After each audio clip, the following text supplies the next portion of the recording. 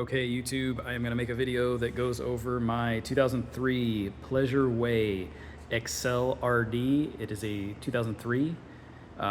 It has the 5.4 gas Triton engine in it, 117,000 miles, and I'm going to run through this thing top to bottom, inside and out. I'm going to have it up for sale, and I want somebody to see exactly what it is and everything that it isn't, so that way I don't waste your time, you don't waste my time. If it's not what you're looking for, I get it.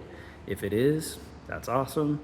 So I'll kind of give you a brief rundown of what we've done to it since we've owned it, and kind of get into it, so that way you guys can make that decision for yourself. I'm not in a force to sell it by any means. We're gonna start doing Baja and Alaska trips. We got a good about 8,000 miles on this in the last couple months, going from Arizona up through Canada, and then have hit a bunch of stops in between. So I built this thing to basically have an awesome summer rig for me and my fiance to do this trip that we're doing. So we went up through Canada, went up through Banff, hit the west coast of Canada, down through the west coast of California. Like I said, it's been 8,000 miles, and when I built this thing, I built it so that way it would fly down the highway at 80, 85 miles an hour, not wander. So I did everything that you could possibly do to this van to make it as road friendly, but then also, as you see from the methods with the all-terrains, I wanted to be able to get off-road and actually use the van.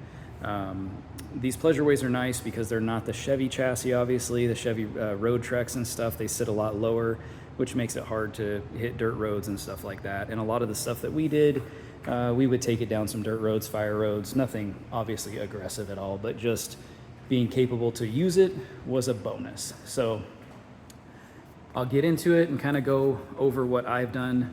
I bought this from a gentleman.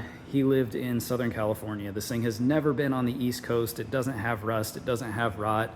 The drip rails are fine. Underneath, there's no rust, rot, or anything like that. That was my first criteria for buying this. I wanted to make sure I had great bones and the owner knew what they were talking about. And this was a guy that gave me the Pleasure Way jacket that came with the build. So he knew Pleasure Ways, he knew what they were all about, and I felt confident with it. And the dude completely told the truth on it. And I have given it an 8,000 mile shakedown. And with the mods that I've done, this thing absolutely has been a flawless road rig. So there's other ones out there that are probably going to be cheaper. You could go with a Dodge platform Pleasure Way. If that's what you want to do, go for it. But this one, I'm telling you, will get you anywhere you need to be. You can go at highway speed. You're not going to be, white knuckling down the road. Like, it is a solid build, because I knew that we were going to just put the miles down on this thing, and we couldn't break down because we were going to be in some very, very remote places. So I guess we'll just go to the other side. Well, I'll give you a rundown of what I did. So when I bought this thing, I removed some of the graphics. I had the best company in town called Bob Moses. They do ceramic coating and buffing and everything. They went top to bottom, including the roof, and cut and polished this thing, and then sealed it with a nice coat of, I don't know, ceramic wax or something like that. So the finish on this thing, 2003, keep in mind, not perfect, but really damn good compared to a lot of them. The graphics still look nice. The other side, it looks like they have a little more sun damage. So I'm just gonna make this, I'm gonna try to make this a shorter video, but I really wanna get into the details so everybody knows what they're looking at. So you'll notice on the awning, these caps right here, the back one is missing. It was on there when I got it and it was just rotten. This cap doesn't look much better. I imagine you can still get these from Fiamma, but it didn't bother me, so I didn't deal with it. So the whole outside has been buffed, including the roof. So it's got a nice coat of wax on it, looks shiny. This light bar does work. This thing's amazing at night. I put the most expensive LED headlights that you could possibly find. I guess expense isn't the big deal. These are the brightest ones that I could find. That's more important. So it has really nice high beams, low beams. They were probably 120 bucks for the bulbs. It's got this light bar. I ordered from Vantage Optics. These brackets right here, they're the only company that makes a E-series ditch light bracket, and these are rigid ditch lights. I did not get to hooking these up, so they're just wired underneath the hood right now. You could tie them into this light bar that does work if you wanted. I just never got to it. The front end is completely stock as far as lift goes. There's no lift, there's no suspension mods. The only thing I did was add a set, and I don't know if you could see it in there, of Bilstein. I believe they're 5100s. They're rated for an RV. So it does have new shocks front and rear that are rated for the weight of this RV. I was very specific that I wanted the best ones that you could get. No money was spared on this thing. So this isn't the cobble together some bullshit and put it together. Like, I wanted a rig that was gonna be bulletproof. So I got rid of the original Alcoa wheels. I went with a Method. It's a 16x8. The original Alcoas were a 16x7. And the idea was that I got that extra inch of width. These are a 0 offset. So I got an extra inch of width to run a wider tire, but not a taller tire. So this is the heaviest rated Yokohama Geolander. It's a Geo 18. And the size of this tire is a, what does that say? 265/70/16. So it's a pretty wide tire, which is perfect, but it's not taller than the tire that was on here when I got it. So it just makes it feel a little more planted. These tires have, well, 8,000 miles on them now. I've never rotated them or anything, so you can see everything tracks true and all that stuff. So that's that. What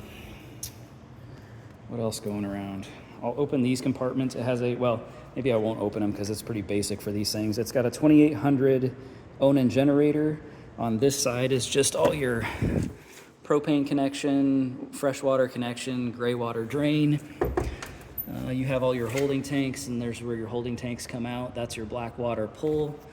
The rear of this, I went to Pleasureway, or I got a hold of Pleasureway, and on the later Pleasureways, 2006 and newer, they ran a spacer on this rear end to set this rear tire so it has the same track width as the front. So what I did was I got a hold of Pleasureway. They got me the manufacturer's name that they contract through to use or to manufacture those steel spacers. And I ordered those steel spacers from the same company that Pleasureway orders them through. They were $500 plus freight, but it's a bulletproof setup. They were torqued to spec. I used Loctite on them like they call for, and they've been great as far as widening this thing out because these Fords were known to have a narrower track width in the rear, which would cause the ass end of the thing to wobble. So that was a huge, huge fix. So you have storage down here, water heater works, everything on this thing works. There's not a single thing on this thing that does not work. So going around the back, this is just to hold some lawn chairs. The ladder's obviously there. There's that missing cap right there on the end from Fiamma. You can get those front and rear, make it look a little better. You have more storage there. Used that yesterday to vacuum this out with the generator on. Generator works perfect. That is a new house battery that was just installed probably 6 months ago. So there's a new house battery. That's your refrigerator. Upper and lower accesses right there. Everything is in good shape, as you can see. The roof is in just as good a shape too. And what I'll do is I will hop up here and show you guys the roof. So there's the roof.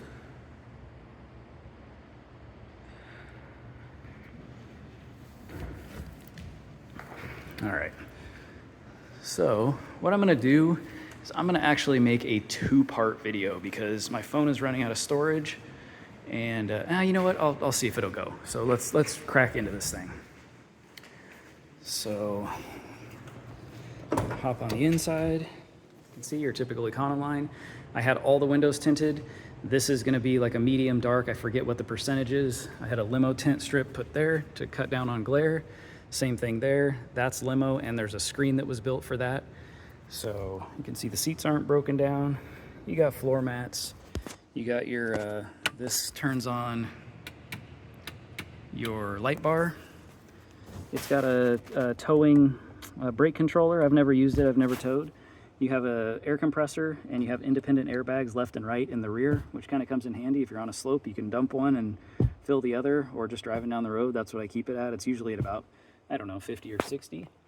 This thing has 117,587. When we bought it, I think it had about 109,000 miles. So we have put the miles on this thing, and it has been absolutely bulletproof, flawless, doesn't make sounds, doesn't make noises, drives down the road perfect. You still have all your stock Pleasureway stuff here. Phone mount, that'll probably go with me.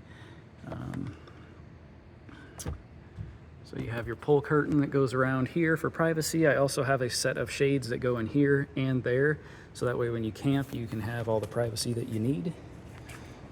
So we'll hop around the back. Use that shower works perfect.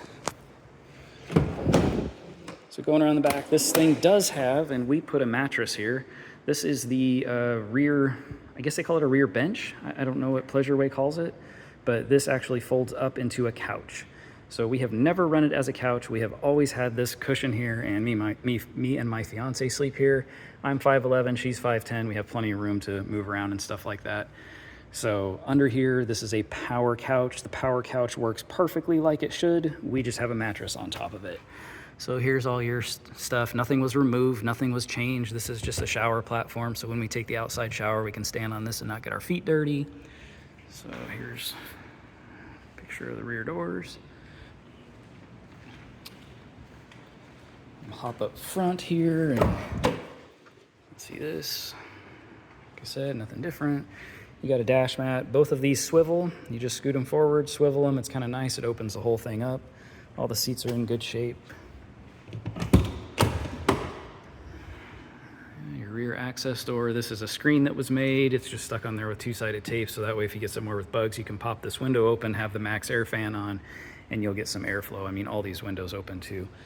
But somebody added this. This was not me. Somebody added, I think, this piece of carpet. Maybe that came stock. I don't know. But somebody added this piece of like thinner carpet, which actually I kind of didn't like it at first when I bought it, but it's been kind of nice, like not tracking in on linoleum. I don't know. I kind of like it. So you can take it out though if you want. There is like glue adhesive under here though. Get into it. You have your upper storage. Pretty straightforward. As I knock the fan off of there, oh, that was a little 12-volt fan that we had. Pay more attention. There we go. Upper storage. I'm not going to go through all these. You guys know what all this stuff is. I just want to make sure that you guys could see everything.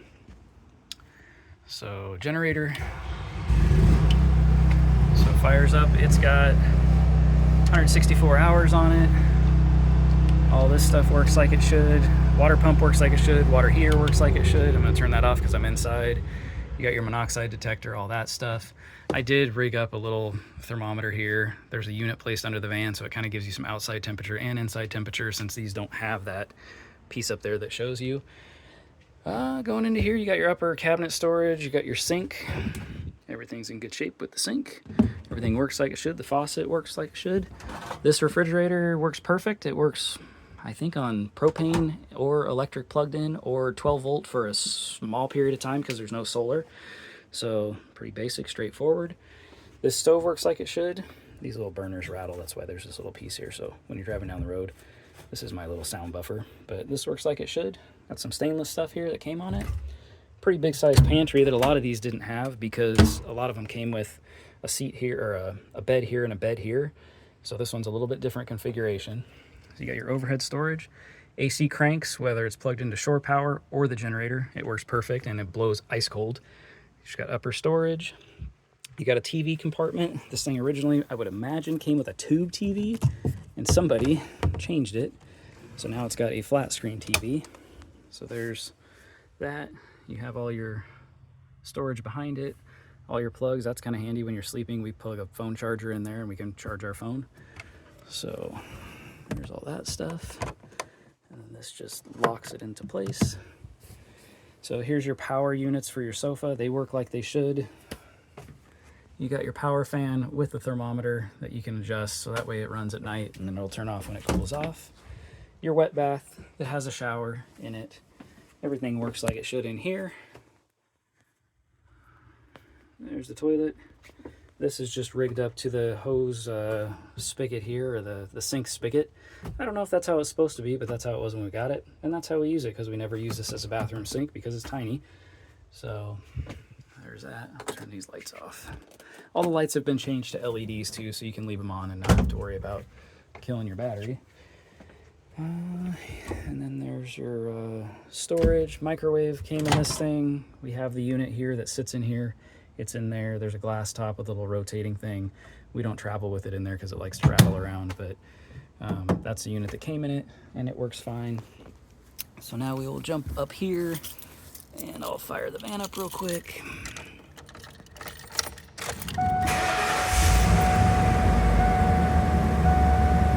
No lights on the dash, no weird stuff. There we go. AC blows cold up here, the heat works like it should, the radio works like it should.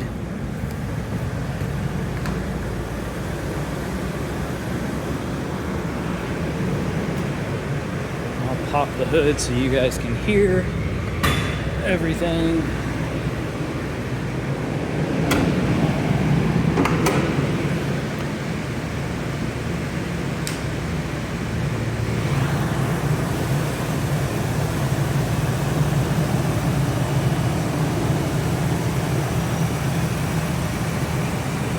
Has a brand new alternator. We just put that in before our trip. Brand new battery, 6 of 25. Always fresh oil change every time we would run it.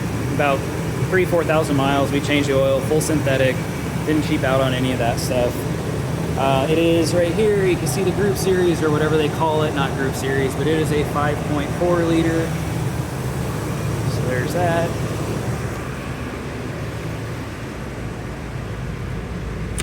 All your headlights, there's those LED headlights that I was talking about. All your upper lights, your high five work like they should.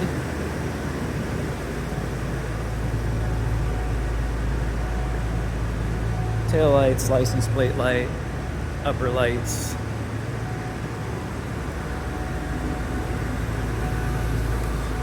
All right, we'll hop under here real quick.